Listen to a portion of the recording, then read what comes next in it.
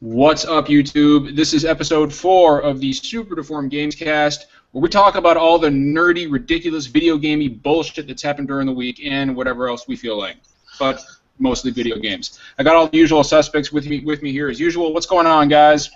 Hey. Hello. You know, I kind of wanted to open up with this, and you know, Brandon and I, we follow each other on Twitter, and I know we talked about it earlier, but so I made kind of a pithy comment about Angry Birds earlier this week. Our mutual friend on Twitter and fellow NeoGaffer, ZugiX. I call him Z Huge. What's that? I call him Z Huge. That's not what it is. Is it Z Huge. Z Huge? I don't know how to pronounce that shit, but if he, I know he listens. Oh, by the way, and he will be a guest. He will be a guest visitor here after the next NTD. Just pointing that out. Because he's smart on shit like that. But so anyway, I made a comment about Angry Birds, and basically, you know, I had said, I for one welcome our new mobile overlords. All hail Vesterbaca, who's the creator of Angry Birds, and you know, long live Rovio. And all of a sudden, 10 minutes later, I see that Pete Vesterbaca is following me on Twitter, and I was like, holy shit! What? Wait, what? The creator of Angry Birds is now following me, and I think he thought I was serious. That is the most random follow I've ever seen. That's pretty darn random. That's awesome. Like, could he possibly have like an algorithm or something like that? Just whenever he's mentioned, he automatically follows to see what's going on. Yeah, some people do that. Celebrities do that. But you got to check how many followers or how many following they have. But that's what I was thinking. I was like, was this guy searching for himself? Oh, I got Jeremy Sewell, the composer of for Secret of Evermore and Skyrim? Yeah, he follows me randomly. No shit, really? Because I had tweeted, like 3 years ago, I had tweeted just a random track from the Oblivion soundtrack because it was cool, and I just wanted to tweet it out. And then just one day, I was just playing my PS4. I look over, he favorites the tweet, and then follows me immediately after. So I figure he was just going through and like looking for tweets of his name because he needed a self-confidence boost. My first exposure to Jeremy Sewell was Secret of Evermore. Yeah. He was 19 years old when he did that shit for Square. Yeah, him and his brother did it. Such an underrated game. Very good. Yeah, Secret of Evermore is probably the best RPG that almost nobody has played. I mean, it's one of those things where, like, if you've played Secret of Mana and you liked Secret of Mana, you would have liked Secret of Evermore for sure. Yeah, it's like Secret of Mana without co-op. I will probably get heat for this, but I actually like it better than Secret of Mana. Many people, I've seen that people say that. It depends. Well, I will say this. I kind of liked it. Secret of Evermore is just a tiny bit more. The thing with Secret of Mana is, like, there's so many weapons. Like, it almost felt like a little bit like, oh my gosh, you never want to level up everything. The others, it's like, you know, it's swords, axes, spears, and a bazooka towards the end. But, I mean, I thought the alchemy system was very innovative. The idea that it was all about collecting the ingredients. I thought the plot was actually, I mean, yeah, kind of campy, but it was like a fun kind of campy. I love the intro to that game. Oh, yeah. It's so funny. I mean, yeah. No, and like, here's something I never figured out. And, you know, fucking spoilers if you've never played Secret of Mana, 25-year-old game. When you fight the mana beast at the end, is that Flammy? Like a little bit like, oh my gosh, you never want to level up everything. The others, it's like, you know. Whoa, hold on, Brian, you dropped out. I did. I'm still here. We're good. Okay. Somebody was just playing Brian back. Okay. Yeah, no, something weird just happened. But anyway, when you fight in Secret of Mana, when you fight the mana beast at the end, is that Flammy? Is that the dragon you've been riding on the whole time? I don't know. Huh? I never actually. You're asking me to remember a game I played like 17 I years couldn't. ago. Yeah, I couldn't. Well, whatever. I guess I just have a better memory than you assholes. I would love to see another game in that series. By the way, I don't know why we haven't. In A Secret of Mana? Yeah. Another Seiken Densetsu? Yeah. Well, I mean, you know, they did like Sword of Mana and Legend of Mana, but it just wasn't the same. No, they're never the same. Yeah. I'd love to see that. I'd love to see that type of game come in. Maybe not necessarily Secret of Mana, but I'd like to see that game style brought into the modern. Like, I think it would be pretty cool to see. I think so too. Like a fully 3D environment. You know what I mean? Like, that would be interesting. No, you played Seiken Densetsu 3, the Japanese only one with like a translation patch, right? Yeah. I know of it. I never actually played it. You should play it. It's not quite as good as Secret of Mana, but it's still a really good game that just never got released in the U.S. Can I emulate it on my PC? Absolutely. There's full English translation patch. It's been around for like a long time. I know what I'm doing tomorrow. Yeah, it's a great game. Very good game. The best is like the English translation patches are even better than like when the original dubbing was done. Exactly. Yeah. It fixes a lot of like the syntax errors. Yeah, I really like those days 20 years ago when Ted Woolsey was translating for SquareSoft, and Holy was Pearl, and then like half the espers were nude, and they covered those up. I don't know. I kind of miss those days. Yeah, Earthbound was a game that had some weird censorship. You spoony bard. That is all. Yeah, that's great. Classic. Earthbound was fucking weird. What Again, an absolute classic. So something happened this week. There's actually a couple things that happened this week, and I kind of wanted to bring up and see what you guys thought. And we'll start with, I know Brandon, I'm sure you've heard about this, Brian and Steve. I'm not sure about you guys, but so apparently voice actors in the game industry want to go on strike for a multitude of different reasons. And a good example of some of the complaints going around is the guy's name escapes me, but the voice actor for Niko Bellic in Grand Theft Auto 4. One of the points he makes is he says, look, Grand Theft Auto 4 sold 10 million copies, 11 million copies. However, the studio made millions and millions and millions of dollars on it, and I saw $100 million, or Jesus Christ, $100,000, Jesus. He got paid $100K for it, and I can't remember exactly. I think it was a year. He did a year of work on it. And they're lobbying for better working conditions and yada yada yada. I read this and I'm of two minds on it. I understand wanting protection. I think everybody should have protection, or a voice or a group that advocates for them. Sure.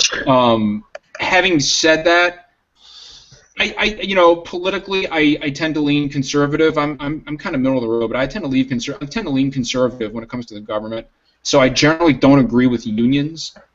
But beyond that, when I hear somebody say, I only made $100K in a year, that's more than I make, and I've got a really, really hectic, busy job. Well, Nico was put in a lot of dangerous positions. I don't know if you remember playing that game.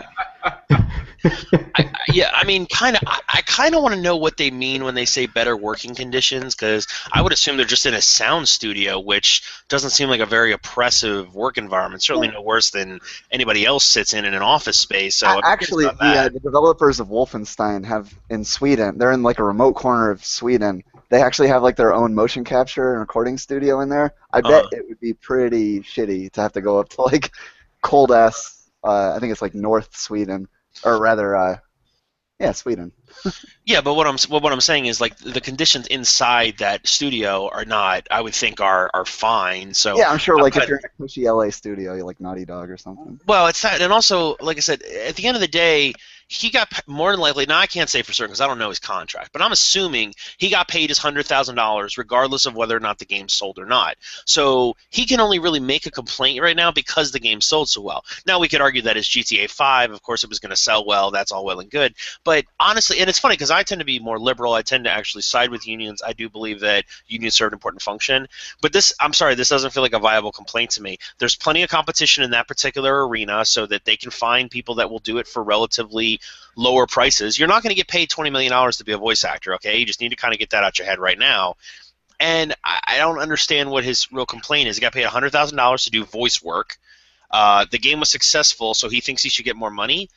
There is a long history of people being super salty after working on Grand Theft Auto games, wanting way more money. Because the same shit happened with the GTA Vice City guy. Yeah, but I mean, Ray Liotta. If you want to negotiate, if you want to try to negotiate into your contract that you get a percentage of the gross or something, that's on you and your agent. It's not on the studio. Is not obliged to give you money after the fact just because the game was successful. Like, what if the game had tanked? Should he be entitled to more money in that regard?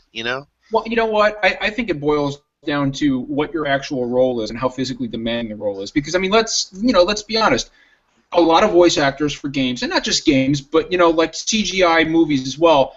It's acting. It's not just voice acting. I mean, these guys do motion capture. So when when you think of somebody like like a Nolan North or Troy Baker working on Uncharted or The Last of Us, these guys are suited up with the dots in their face, and and they're doing motion capture. It's physically demanding, and you actually have to physically be there. And so if you feel like you're getting the shaft in that regard, then yeah, I can completely understand, because I mean, a lot of the stuff is basically stunt work. You're rolling around, you're getting physical. However, there's the other side of the fence. When you, like, for example, what's his face, Peter Dinklage, Dinklebot in Destiny.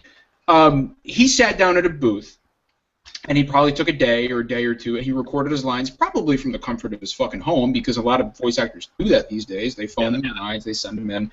Yeah. Especially I don't know. in a different country. But to be fair to Peter Dinklage, he had a bad feeling about that right from the beginning. But see, here's my thing, though, is, if they're doing motion capture and all that kind of stuff, by all means, that should be addressed in the contract. But that is all stuff that is hashed out by their agent before they take the contract. It's just like our program manager would go to the government when we do a contract. It's the same thing. So I refuse to believe that he didn't know exactly what kind of work he was going to be doing when he went in, exactly what he was going to be paid, and exactly how long the whole process was going to take. I mean, it's like you're trying to pretend after the fact that you got exploited, but you knew everything going in, so I just don't buy it. Well, all right. There's something I want to ask, and this is kind of one of the things that the group of voice actors is concerned about, and I don't quite understand it. It says that the union, which I guess SAG-AFTRA, the union is asking for increased transparency in project actors' work on, including information like the name of the project they're auditioning for, how many sessions are being booked, whether there's offensive content, and whether it will be vocally stressful. Do people audition for shit and not have any idea what they're actually auditioning for? Yeah, absolutely they do. Well, I don't know jack shit about this. Especially for video games. That has to be true of Ride to Hell. It has to be. Was that not just the developers doing their own voices? Well, but I could believe that, though, because studios that don't want to give away what the project is or what major. Because let's be honest, if you're recording vocal lines, you now have access to major plot lines in an upcoming game. That is quote unquote sensitive information in terms of like the Kristen company. Bell. Right. So I mean, I could kind of understand that idea of, but I mean, do you really need transparency to read words on a page and get? They can give you a character bio and you could still read words, and you don't necessarily have to know everything that's going on in the game. I mean, It seems like the actors in Until Dawn were taken care of, and it seems like they did interviews as if it was a movie. I mean, you could find a lot of stuff. They must have known the project they were working on from the beginning. There's interviews right there on the disc. Like yeah. I mean, you can unlock them during the game. That's right. Well, and you can see, I mean, as you're watching, I mean, there was a lot of motion capture that went into Until Dawn. Big time, yeah. I mean, these guys, and that's what I mean. Those guys were actors. So if they have now, and again, I generally don't agree with unionizing anything. I'm generally very against that.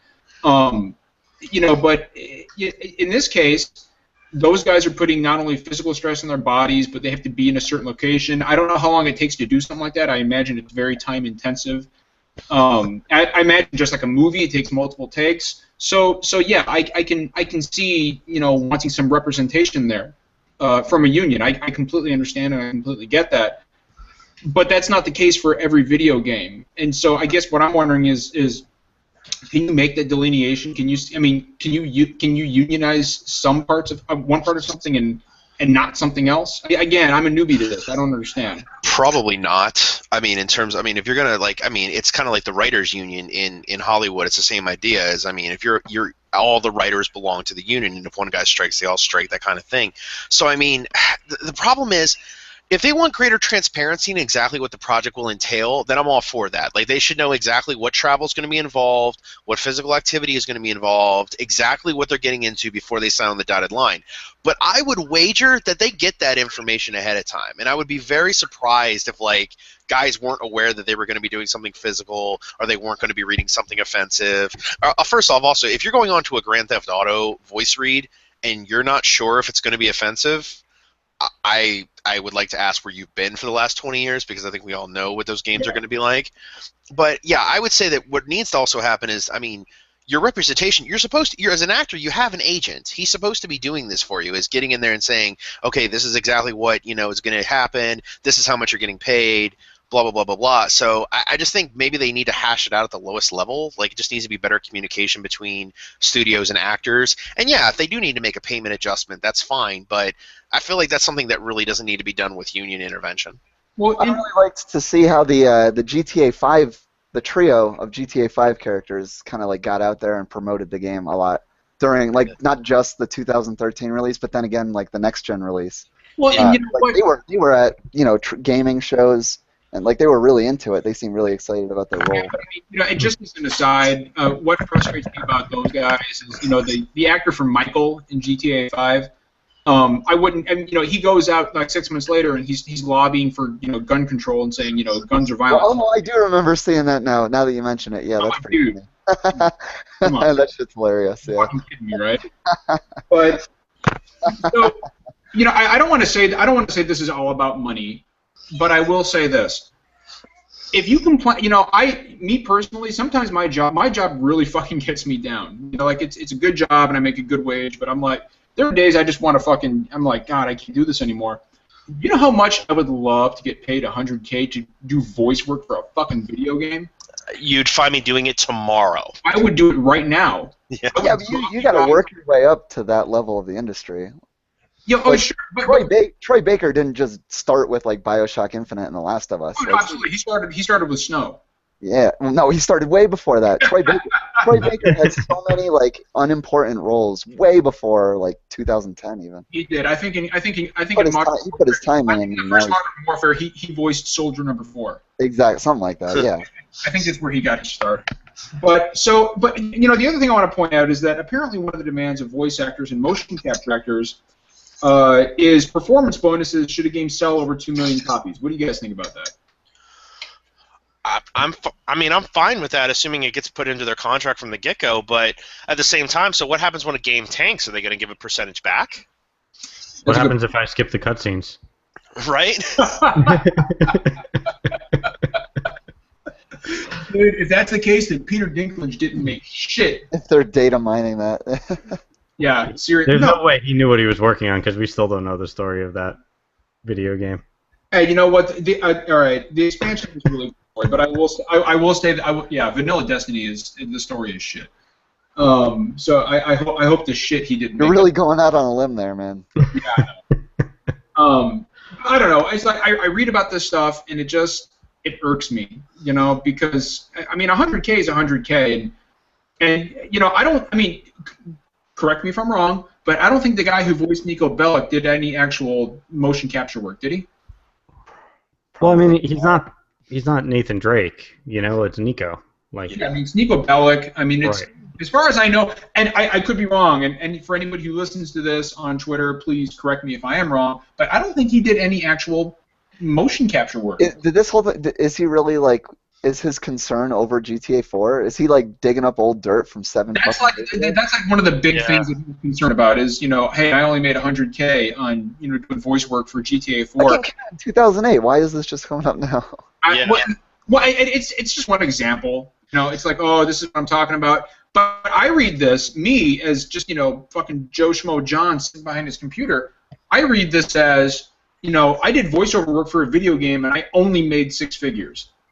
Yeah. And I don't know. That really fucking frustrates me. It truly does.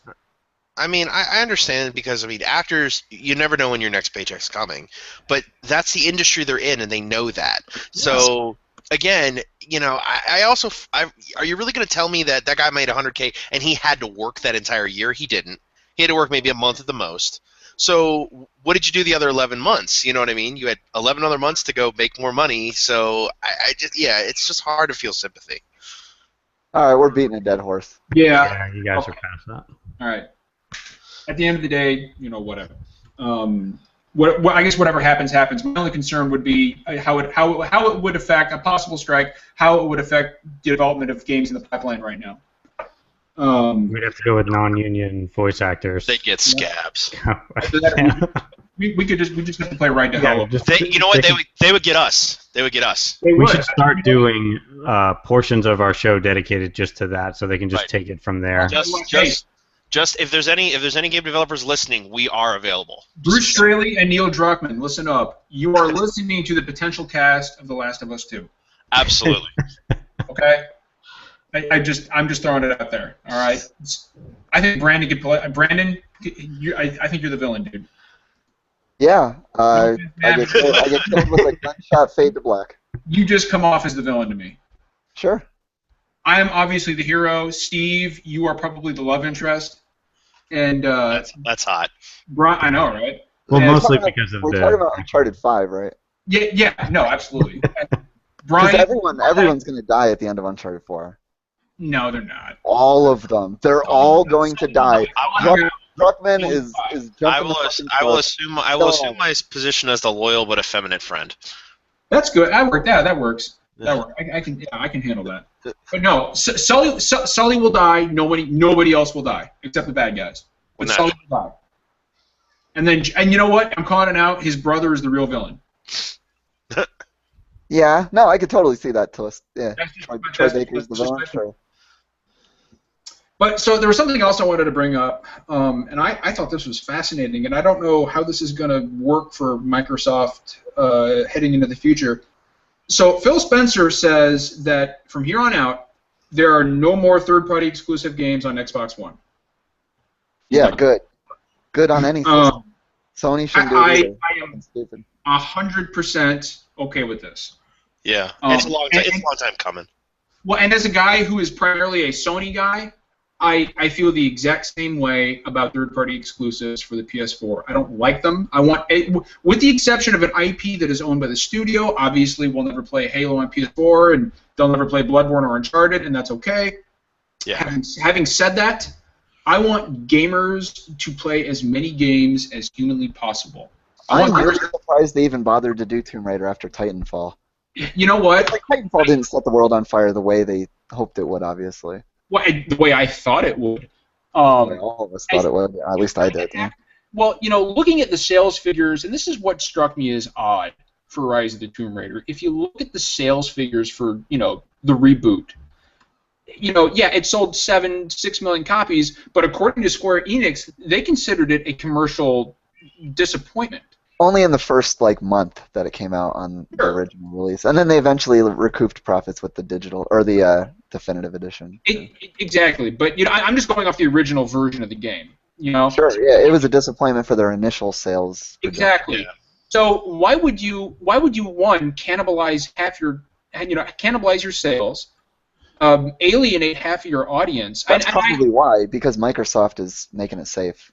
Well, they have a safety net. Microsoft is their safety bubble. So. But and I'm sure that Square Enix was paid a very, very nice premium. It had to be a ton. I mean, they had to be millions upon millions upon millions of dollars. Yeah. Because look at the release window. It'll sell copies, but it's not gonna. I mean, it's being sandwiched between Battlefront and Fallout. Jesus. The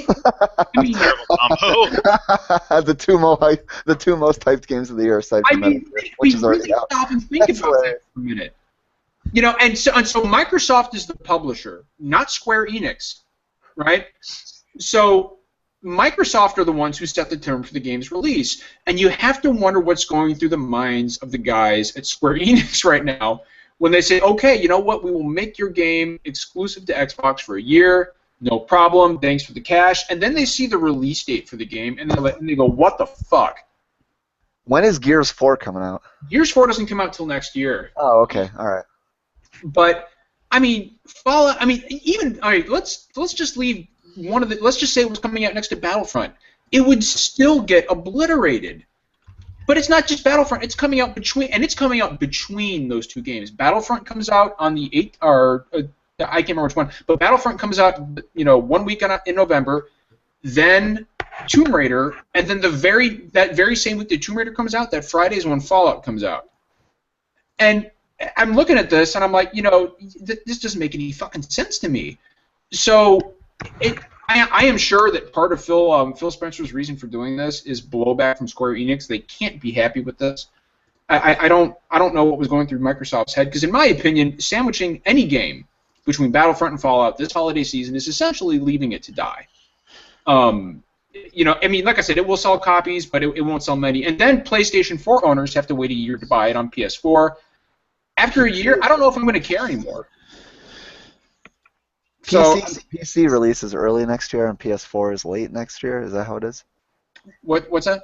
The PC release is early next year and the PS4 is late next year. I'm not sure about the PC release, but I do know that the PlayStation release is not till next holiday season. Yeah, I'm pretty sure the PC release is just a couple months after Xbox One. So which, you know, being a Microsoft exclusive for a year, that doesn't surprise me.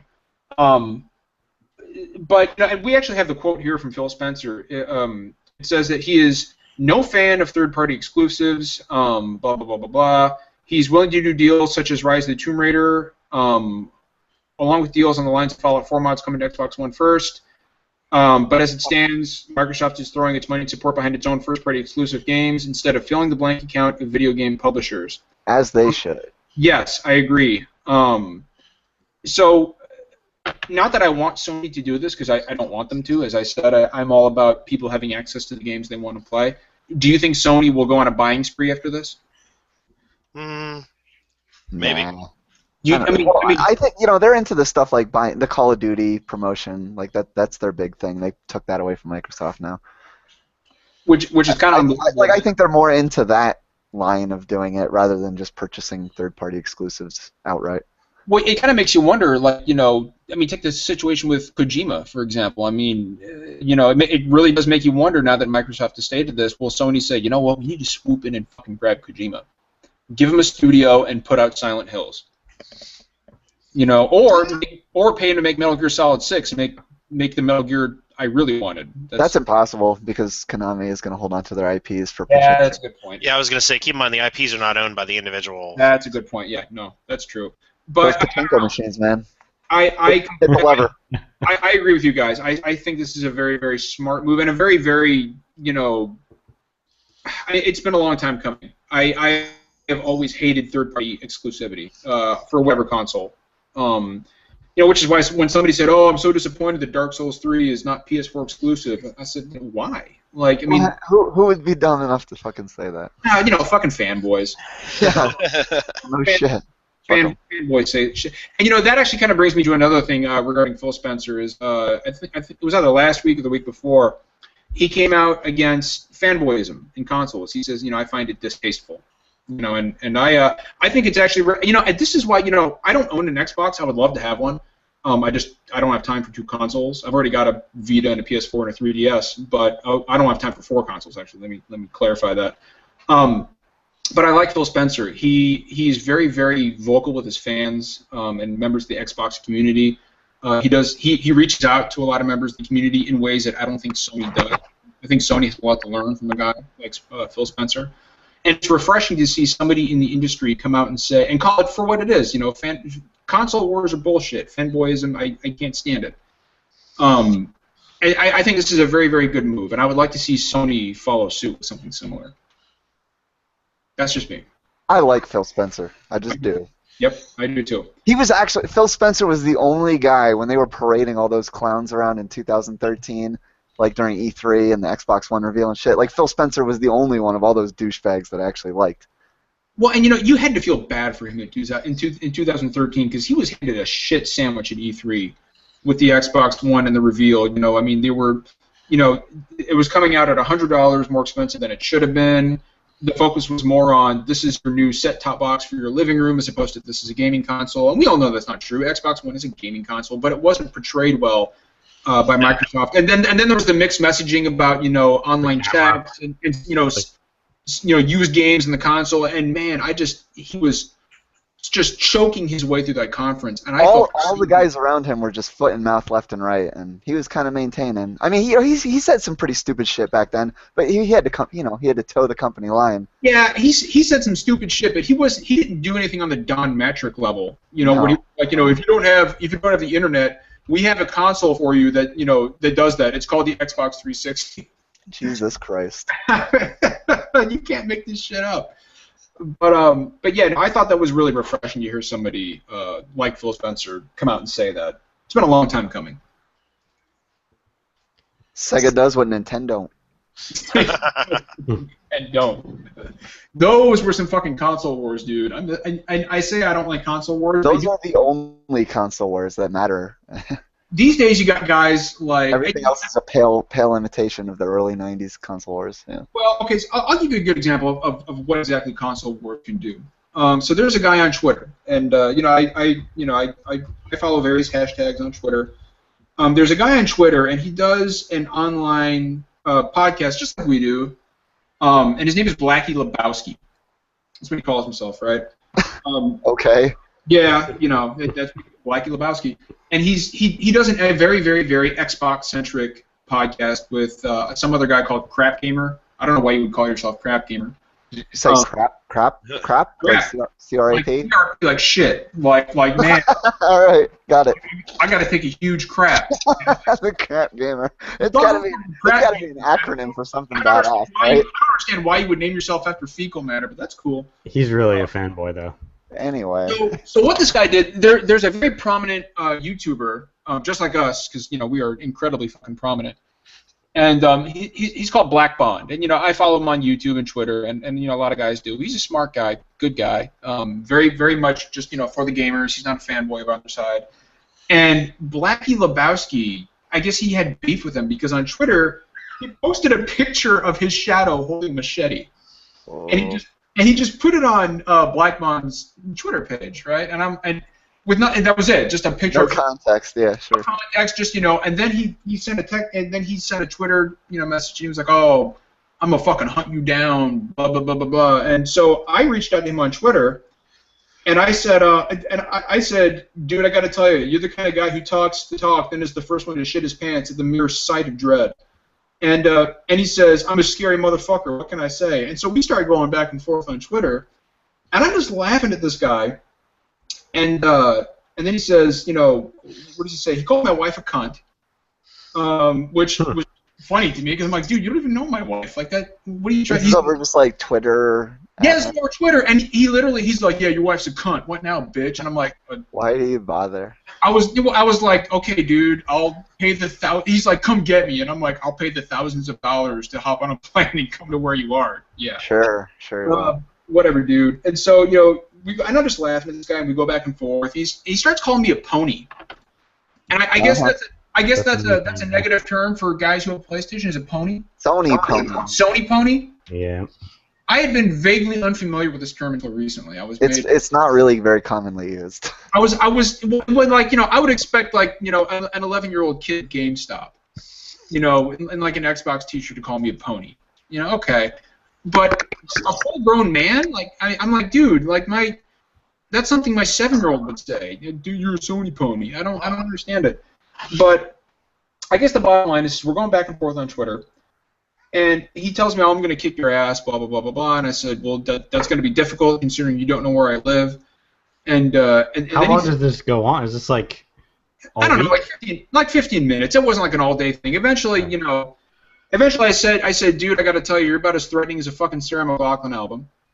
And after that, he was like, get off my Twitter, faggot. Then he blocked me. So I was like, all right, I was just telling, but the bottom line is like, dude, you are literally sending death threats over a plastic box, over a video game. How fucking sad is that? I don't know, internet death threats or whatever. I get them all the time. No, of course, but that to me, that is... Tribute to Manhunt. That was like the cover of Manhunt. I get fucking death threats in my NeoGAF direct message inbox. Do you really? Yeah, it's happened a couple times. No shit. I didn't know that, dude. I got death threats just mailed to me on Call of Duty for getting the highest score. Shit happens all the time with the riot shield. I mean, people hate getting killed with the riot shield. Let's be honest. When we were working on that project at work, you were getting death threats from me. That's true, yeah. So but that's because you weren't doing what the fuck I was telling you to do. But I spelled pony with a W. So. Kind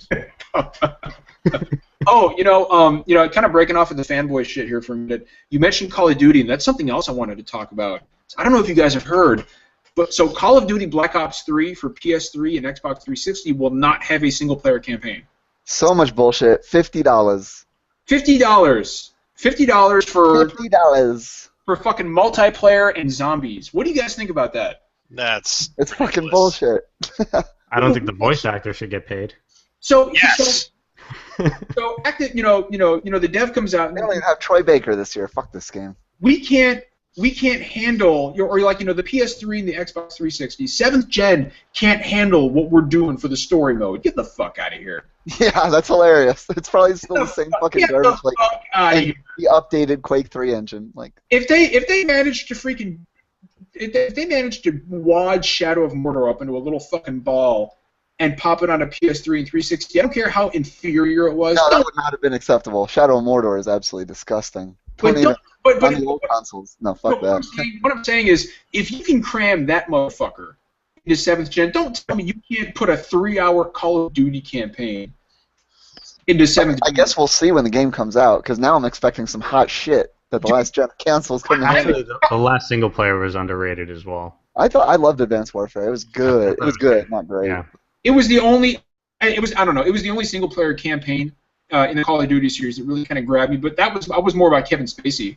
Yeah, exactly. That's what I was, because I'm an old school fan. Like I started playing the series in 2003, and then they kind of lost me after like Modern Warfare 2, and then Kevin Spacey is what kind of got me interested in it. I ain't gonna lie, I just played the gimmick and it works. Kevin Spacey had some dead ass eyes in that game though. That was the weirdest thing. His mouth. They gave him like they hired this amazing voice actor, and they gave him the eyes of a fucking glass doll that's been sitting in your grandmother's house for 10 years. Like, God, he had this dead stare, and it creeped me out. But yeah, but Black Ops 3 better be like a serious evolution of the Call of Duty formula. Last gen consoles can't handle Call of fucking Duty. If you're telling me that last gen consoles can't handle your story mode, that shit better be Fallout. It better be fucking something, yeah. Because like when I think too powerful to handle for last gen consoles, I don't think COD campaign. God campaign. Look, that shit better be like the Uncharted of Call of Duty campaigns with 1080p, 60 frames per second, and it automatically upscales whatever television you're watching it on to 4K. If you can't get it onto the 360 or PS3, because everybody knows that campaign is going to be 3 fucking hours long. It's going to be 3 hours long. Dude, Tony Hawk comes out on Tuesday. Finally. That's fucking hilarious. It comes out on Tuesday. I cannot wait to see if that game is a shit show or not. I cannot wait. Oh, you don't have to. Bob break. I know it's already a shit show, but I just want to see it confirmed. Yeah, but that's why I'm really interested in it. When is the embargo on reviews? Oh, I watch it be Monday night. Monday night? No, it'll be Tuesday. It'll be Tuesday morning. Yeah. It'll be Tuesday morning. It'll be like 7 a.m. Tuesday morning. Some bullshit. Hey, Brian, did you guys ever actually watch the video of the Tony Hawk Pro Skater 5 gameplay? I did. Yeah, no, it was great. Oh, that is some ride to hell bullshit. Yeah. I can't stop watching. Tony Hawk was on Conan O'Brien this week. Yeah, I saw that too. What about Conan O'Brien? They did a Clueless Gamer segment with Tony Hawk. No shit. Yeah, it's on YouTube. Oh my god, I am watching it as soon as we're done. I fucking love it. With Lil Wayne too. Nice. Really? Oh, dude, it's actually pretty. He was pretty funny in it. Yeah. I feel so bad for his co-host sometimes. I love the old co-host that he used to have like a couple of years ago. The kind of fat, balding dude, middle-aged dude. That guy was.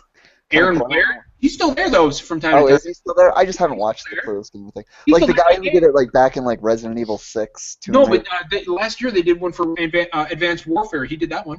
Okay, good, because I love that guy. Yeah. No, he's great. He's all over Twitter too. Is he? But no, I am very much looking forward to the Gaff review thread for Tony Hawk. It's gonna be. I'm gonna grab my fucking popcorn on Tuesday, take an hour. Yeah, that's gonna be some good shit. I'm really looking forward to that one. Yes, I am. I'm gonna predict Tony Hawk's Pro Skater 5 out of 10.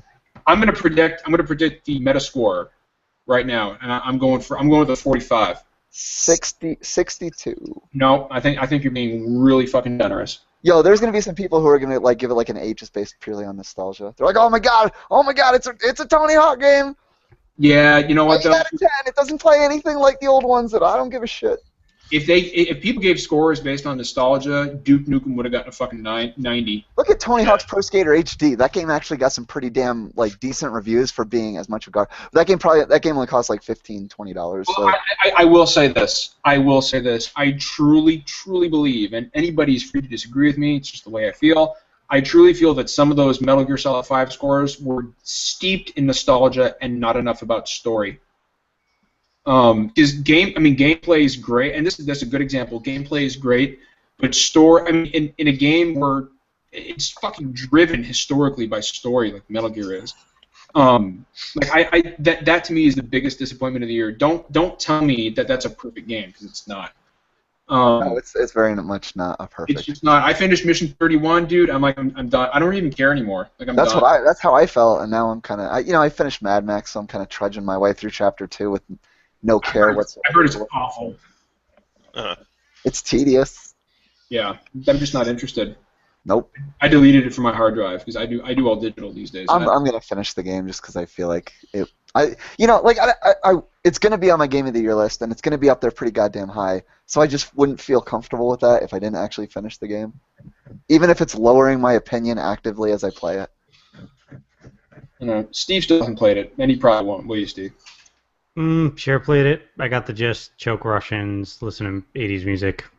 I do that in real life. I will say this, though. There is nothing like helicoptering into a mission to Aha's Take On Me. I'm super disappointed they don't have Bizarre Love, the New Order's Bizarre Love Triangle in there. Where's Flock That would be perfect. That would be perfect. It's an add-on.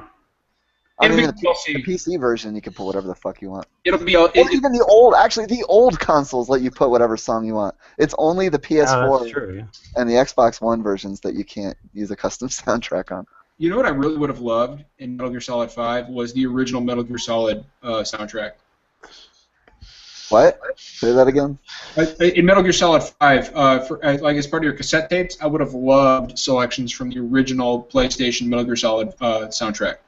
Yeah, they're not in there, are they? They have from pretty much every other Metal Gear game, don't they? Yeah, yeah. And so, I would have loved sneaking around to that music, where you're being hunted in the original Metal Gear. I seem to notice stuff mostly from Metal Gear Solid 3 and Peace Walker.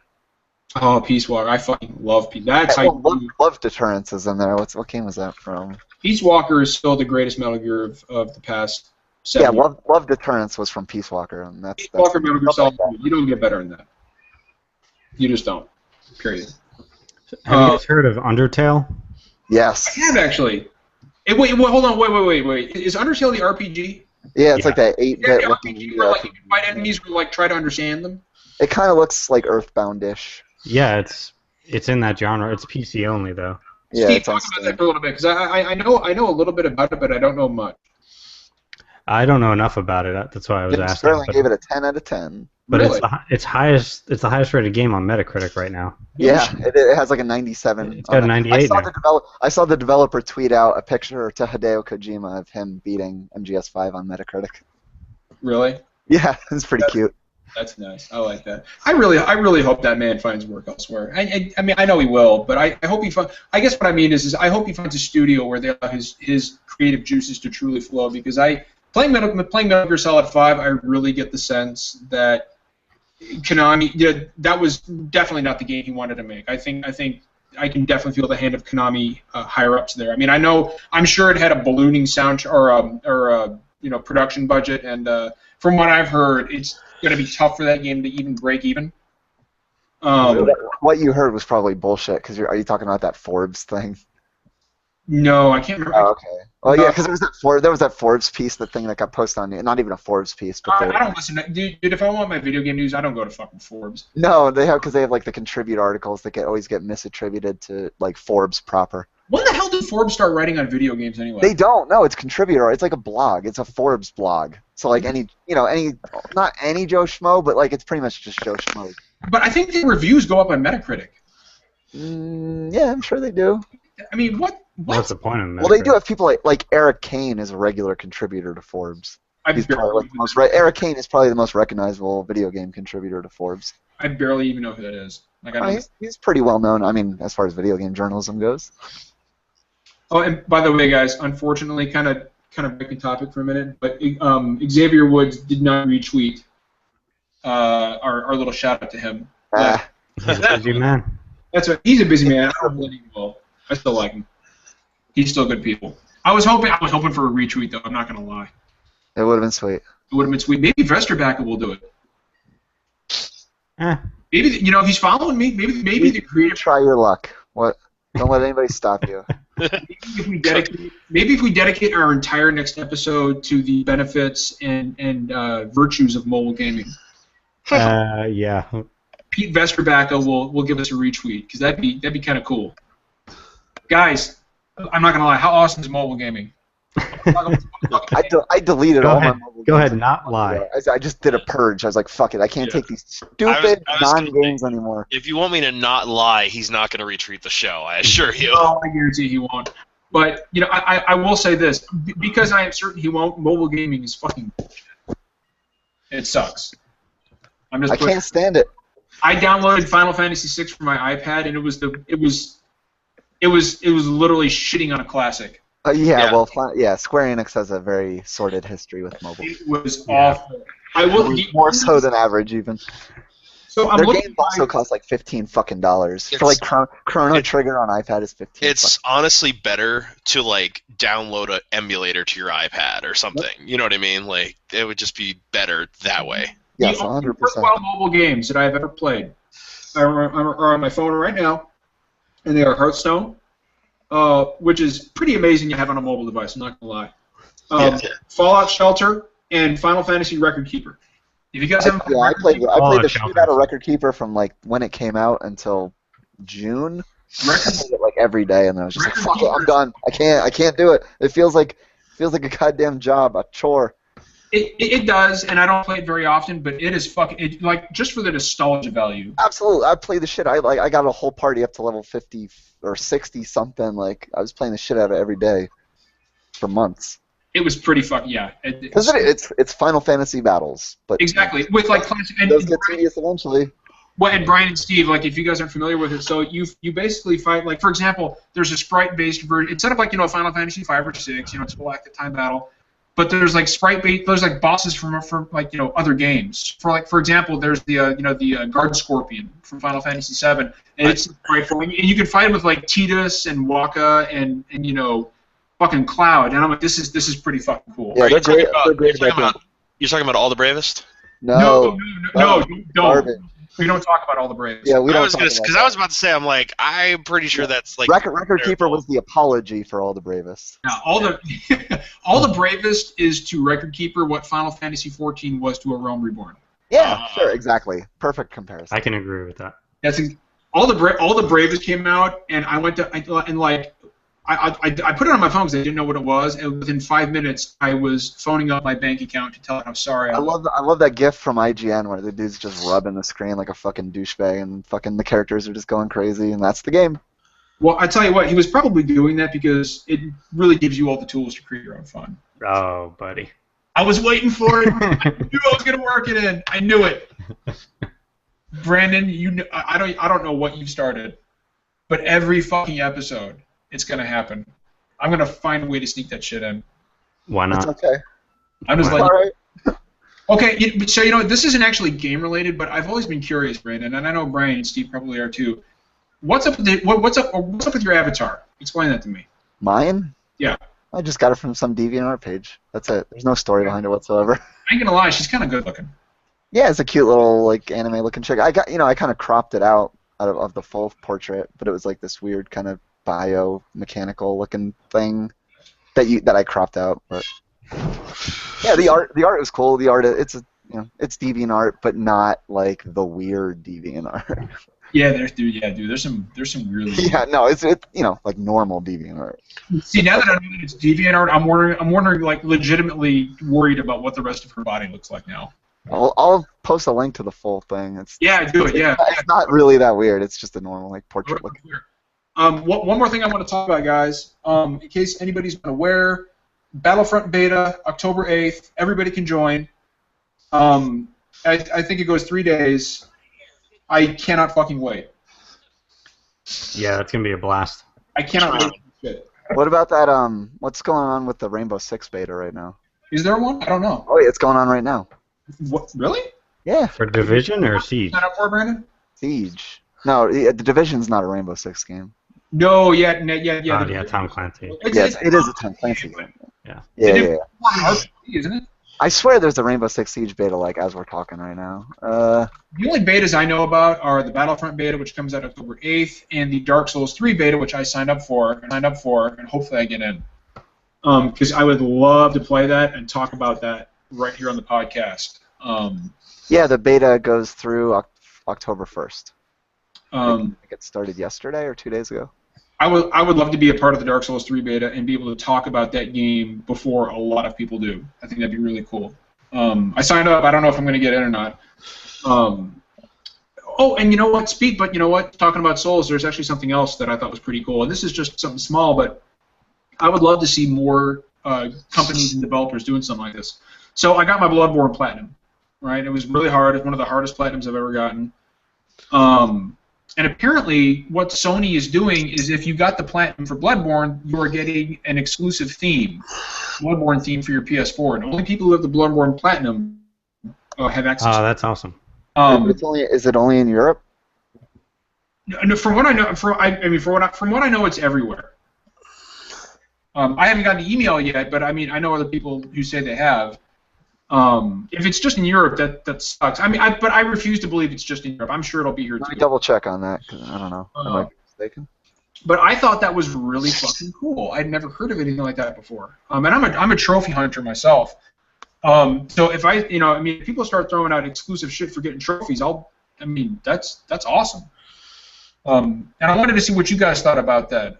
Yeah, it's only UK, at least for now. At least for now, sure. I guarantee it'll come. I mean, people most likely. It's probably pretty damn likely. Yeah, people will be angry at Shuhei if that doesn't come here. Mm-hmm. I think that's really. I've never heard of anything like that before, and I've never heard of any rewards being given for either a gamer tag. Or a gamer score, or your number of PSN trophies, and I would love to see more stuff like this in the future from companies. Brian, that's like a big PC thing, right?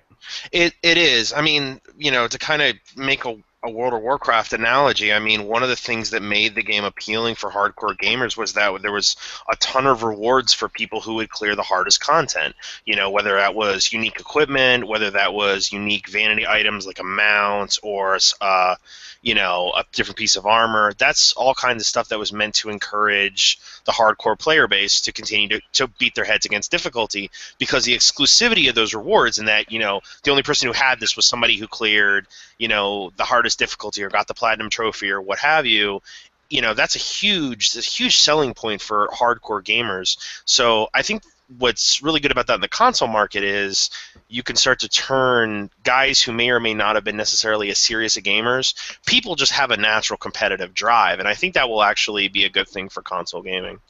I think we've always gotten that wrong. I mean, the players at the very top, even leaderboards I mean, there haven't been many, but the ones that people care about were all broken. I mean, KD ratios weren't sorted by kills. There weren't a minimum amount of kills. Accuracy rating, you could have 100% accuracy, but if you have the most hits, you're somewhere like 30th or 50th in place. Yeah. They need to do something for the very top tier of console gamers. And that's kind of something that PC gamers are dealing with now too, is that, there's always going to be a drive to the middle to kind of satisfy casual gamers and hardcore gamers, but the truth is, at the end of the day, I would like it to see gaming communities be more apt to satisfy hardcore gamers just as much, if not more so, than casuals, because casuals move on from games very quickly, and your hardcore gamers are the ones who are going to stay with you for a long time, and it's really a bad thing when you kind of just say, well, they're a guarantee, so we're just going to leave them. We're not going to do as much. And everybody sees the leaderboards.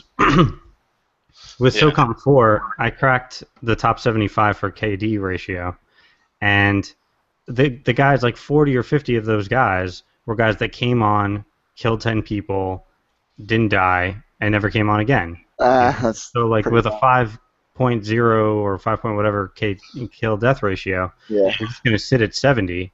It doesn't matter how many kills you have. And for Call of Duty Black Ops 2, I had 100% accuracy rating with 7,500 hits. What? Yeah. No, dude, look, I want to cut in here. No bullshit. I have played the Crucible and Destiny with Steve. He carries every fucking team. Nice. It's unbelievable how good Steve is at multiplayer first-person shooters. It's uncanny. On consoles, yeah. I'm shit on consoles. I used to rock Counter-Strike back in the day. Yeah. I have some bad time. Actually, I don't even know where I sit with Destiny because I don't know if there's a leaderboard to speak of. But with the Riot Shield thing, like I was using the Riot Shield to get that 7,500, and I was sitting at like number 30. There were guys with like 2 hits, 100% accuracy that were ahead of me. I couldn't believe it. Yeah, it's frustrating. But of course, you get a crap ton of hate mail killing somebody with a Riot Shield. That was actually that became the best part. I'm actually terrible at first-person multiplayer, which kind of sucks. I wish I was better at it. I'm gonna get eaten alive in Battlefront, but I don't give a shit. I was really good when Call of Duty 4 came out. I was really good at Call of Duty 4 when it first came out. I was gonna say when Modern Warfare came out, that was the first time there was an FPS that I really like dedicated myself to. Yeah, that was the second after Counter-Strike for me. I'm really good at the PvE aspect. Like for Destiny, for example, we cleared the King's Fall raid today, and you know, I'm good at shit like that. When it comes to multiplayer in first-person shooters, I'm garbage. I'm dog shit. I played a lot of when I was a kid, like a teenager. I played a lot of Unreal Tournament and Quake 3 Arena, but I was never good at them. I gotta say, it really depends on the game. Like there are games that I'm horrible at. And one of the Call of Duties, I went back on the one with like the jetpacks. I was like playing with a guy. We just threw it on, and I looked at my screen and I looked at the gameplay. It's like playing 2 different games. I was just getting destroyed the whole time with whatever kill streaks were raining down on me. So it really just depends on the game. I've never enjoyed kill streaks since Modern Warfare 2. Yeah, I guess it depends. I've just they felt played out after 2 games, and they've never done. I don't know. I know it's the series DNA. They're not going to change kill streaks, but like that magic that the first game had, and that they just got so fucking stupid with it in Modern Warfare 2 that kind of felt cool too for a little bit. Well, this futuristic hey, we all have jetpacks Call of Duty, like how far are we going to take this? That's a good question. It's a good question. Yeah, I was kind of wondering that myself, actually. Like, what's next? Space Warfare? Call of Duty? What does Infinity Ward have cooking up for next year? Ghost 2. It'll be Black Ops 4. I would love to see. No, what? No, you're fucking crazy. Like I know, dude. I know it's going out on a limb. But I'm. What? No, really. What the hell are you talking about? It'll be Black Ops 4. Yeah, Emma, you're fine. In 2000 and watch your show. 2017. Here's what I want. And this is what it would take to get me back into Call of Duty. I want Call of Duty Revolutionary War. That's what I want, man. There's something there. I want a fucking flintlock pistol and a blunderbuss and just a row of redcoats. That's all. Dude, think about it. How awesome! Or like Civil War. Think about all the the really mature, meaningful storylines you could do with the Civil War in Call of Duty. Yep. That's interesting. Because storylines have always been such a huge part of Call of Duty. That's exactly what I was gonna say. But like I was gonna say, there's much better opportunity to do that with a game that's its own thing. But yeah, no, Civil War could be cool. I want them to take a single-player campaign. I want Activision or Treyarch to take a risk and step outside of their comfort zone. Give us something that nobody's expecting for Call of Duty, like the Revolutionary War or the War of 1812. I mean, that's just literally impossible. It's so fucking impossible. I can't even. I would say Civil War would be fun to play. I mean, Call of Duty War of 1812 might have like some trouble. Somebody would have to go on a literal black op and sack Bobby Kotick before they would ever be able to do it. No, I mean, you know what? These are all pipe dreams. Let's be honest. It'll be space warfare. Unfortunately. It probably will be. Future warfare, and you know what? Eventually, it'll just become Killzone Shadowfall. Exactly. Which, you know, whatever. Killzone. I mean, Shadowfall gets a bad rap. I thought it was good for what it was. I've never even played it just because I thought it was good. I mean, dude, it was a long title. I needed something to play. I was like, fuck Killzone. And I play pretty much every FPS, and Killzone is like the one that I just like. Nope, not gonna play that one. But I'll tell you what. I want to ask. I do want to bring up one more thing. Brandon, talking about launch titles reminds me. How are you finding Assassin's Creed 4? I haven't played it. You haven't played it yet? No, I fucking downloaded it and downloaded it. Yeah, I downloaded it. I haven't played it. I'm not really looking forward to it. Oh man. Well, I started. What did I do instead? nothing important, but which is fine. Nothing important is still better than playing Assassin's Creed. Dude, just do me a favor this week. I will play it. I will play it. I bought it. I paid money for it. Yeah, I mean, you might as well play it. But I really think this will be the Assassin's Creed that you enjoy. I really do. Because you played it? Have you played it, John?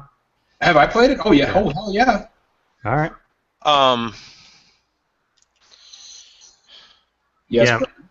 No, not recently. Oh, I was saying to John. Oh, he was talking. He was talking to me, Brian. Way to steal the spotlight. Let's just make this all about Brian then. And you know what? From now on, this is going to be the Super Deformed Brian's cast. Deformed Brian cast. Change this logo. Where we talk about whatever Brian wants to talk about all week. Is that better? Right. I'll say I played 2K16 this week. I don't give a shit about any of that. Who cares? Yeah, well, maybe somebody cares. It's. I don't know, man. It's like aside from NHL, sports games just don't do it for me. I can't bring myself to buy the new NHL. Oh, I love extreme sports games. I need a new SSX. Thank you.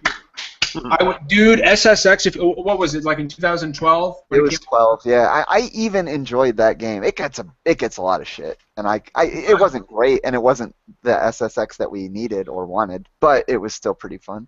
I won't. Yeah, I agree with you. SSX was in its heyday back in the PS2 days, but I really liked the dynamic soundtrack thing they had going. Even if it was dubstep, it was still pretty cool the way they. That actually got me into a lot of bands I would have never heard of otherwise because I don't listen to the radio. I mean, it was very much 2000. Like even 2012, dubstep was kind of like starting to get played out. It was like dubstep was very much like a 2010, 2011 thing. And by 2000, and then SSX came out. I was like, huh. Well, this feels like a year behind the time. Yeah, they're kind of bringing it back a little bit. You know what I really want? A series I would really want to see revived is Time Splitters. I don't know how you guys feel about Time Splitters. It was okay. Oh my god, dude, Time Splitters was my jam back in the day. Yeah, I never played that one.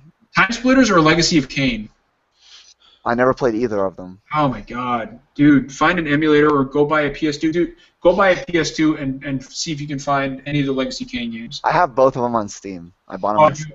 Dude, play them. They're amazing. I think I did play the first half of Soul Reaver 2. Some of the which is really random and weird because I didn't play the first one. So I don't know it's ironic that we bring that up when we were talking about voice acting at the beginning of the podcast because the Kain games have some of the finest voice acting in any game ever.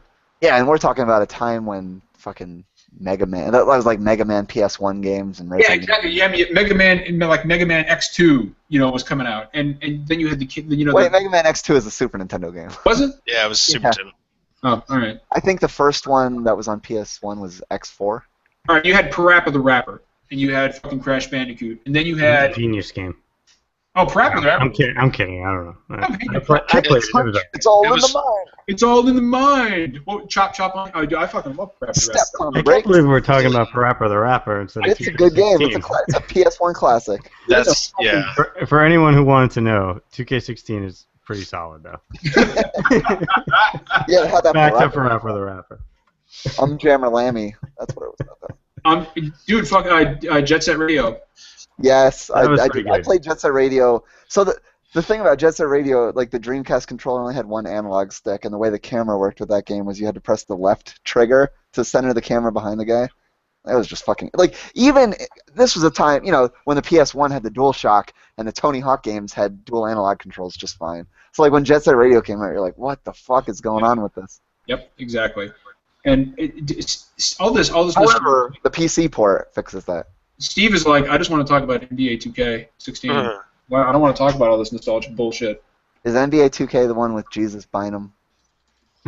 Or was that NBA Live? I can't keep my basketball series. Man, anyway. what? The only NBA Radio Future? That was a good game too. I did. I played it when it came out, yeah. Who here has a Vita other than me? Who has a what? Who has a Vita other than me? I do, unfortunately. Are you gonna? Oh, dude. Are you going to pick up Persona 4 Dancing All Night? That's not a terrible idea. I do like Persona music, and I do like rhythm games. Yep, you put the two together and it's like peanut butter and fucking jelly. Yeah, I think that game might be pretty good. I love it. Plus, it'll make you feel better about Persona 5. Yeah, well, I'm not too butthurt about that anyway. Like, I'm not super excited about it. I'm still a little upset over it. I'm not a Persona fan. I played half of Persona 4 Golden, and I mean, it's long. It's not for everybody. It's like an 80 fucking 100. I mean, it is like, you know, some people say, oh, my game's 100 hours long. It really is 100 hours long. It really is. Yeah, the dungeons were just kind of too bland for my taste. I can totally understand that. Persona's not that's really all it is. I respected what people enjoy about it, like the story and the characters. All right, gents, do we have anything else? I think we're good. Again, I think this is a really good length, like a little over an hour. I like this. You know, I don't want to bore anybody, especially you guys. Yeah, so let's not start the show off next week by talking about unions. But, you know, it's an important topic, man. I know, I'm just saying. Get it out of the way first, you know? I want to talk about all the political bullshit first, and then we'll talk about all the... It's like eating food. You have to eat your dinner before you get your dessert. Not in my house. Shit. I don't know what the fuck kind of house you're running over there. One with kids in it. In case you're wondering about 2K16, it is a Spike Lee joint, though. Oh, that's right. I heard about that. That's fucking hilarious. Yeah. It really is. Spike Lee. That's all I need to say about it. Yeah, really. It says right on the cover. Spike Lee joint. I've always wondered what a Spike... I know he's talking about a movie, but... Yeah, it's his movies. They're joints. His joint. It's whatever. But every time I hear it, I just... Think too hard about it. But every time I hear that phrase, I just imagine him rolling a doobie. I mean, that's what I thought the first time, too. Yeah, and that's what the first time I heard it, I was like, why? I think I was like 13 the first time I heard of one of his movies. Does he roll his marijuana cigarettes differently than everybody else? I don't get it. I've only gone through a few cutscenes, but not yet. I'm kind of curious how those turned out. Yeah, I'm sure it'll probably have a very tragic ending. I don't know. And since it's a Spike Lee movie, I don't know. I don't know. Maybe the end of the tour, but, you know, I don't know. The team bus will roll off a cliff or something. What I really need to know is if the ending credits of NBA 2K16 end with "by any means necessary, you dig" or "show enough." It's his calling card, man. Let me ask you this: all of his things are joints, and they all end with one of those three phrases. Is Denzel Washington anywhere in the game? Non-union. What movie did he direct with Denzel? Oh, dude, he got game. Yeah, that's right. He got game. There was another one with Denzel Washington. I can't remember the fucking name of it. Oh, the movie where it was a bank, Inside Man. I never saw that one. That was I've seen Do the Right Thing. Was Denzel Washington in that? No, that was. It's not worth watching. That was a John Turturro movie. Yeah. So the only thing that makes it a Spike Lee joint is that I guess he's directing like the acting in between the cutscenes, which, by the way. You create your character. My character's a small white guy, just like me, and you get thrown into these scenes with actors that are not your ethnic relation. So, like, I have an African American family who's telling me what I should do. Like, I have my sister for my proper. Wait, really? Yeah. Wait, dude, you're adopted. Yeah, no, it's like the opposite of The Blind Side. Like, they're just teaching me to play basketball. If this was a game, goddamn white people come and help me. Oh my god, that was perfect. Good That's one. fucking hilarious. That was great. I'll keep my eye on the credits, and I'll let you know next week. Yeah. I never expected to hear about the really moving personal story behind an NBA game. So that's really refreshing to me. That to me is truly pushing the boundaries. So well done. Good on them. That's something you couldn't do on last-gen consoles. Exactly. Yeah. Yeah. There's no way you could have an NBA 2K story mode on PS3 360. You just couldn't handle it. The game would have to be $50. Yep. There's absolutely no way. All right, guys. This has been episode 4 of Super Deformed Gamescast. As always, we may not always agree. We may not always even like each other, and it's not always poetry, but we always keep it real. We will be back next Saturday with episode 5. In the meantime, Steve, I think you and I need to get down on that Let's Play for Ride to Hell. Yeah, really. I can't stop watching gameplay from that game. We just need to beat it. It's an addiction. You need to come over here and we'll do it live. We'll do it live, just like Bill O'Reilly says. We'll do it live. We can talk about the shit show that's going to be Tony Hawk Pro Skater 5 next week. Dude, that's why I'm really looking forward to next Saturday. What if that game is good? What if it's fucking good? What if it's good? I remember you said that. Stop. You know it's not going to be good. I know. No, of course I know it's not going to be good. But what if it's fucking good? If it is good, NeoGAF servers are going to melt down I would love to play a good Tony Hawk game. I would actually. I'll tell you what. Those games were a huge part of my childhood. I never hope for a bad I would game. love to play a good one. I would fucking love for Tony Hawk to be just mind-blowingly amazing. They released a trailer called Tony Hawk is Back, and they're not going to live up to that, unfortunately. But it would be pretty cool if it happened.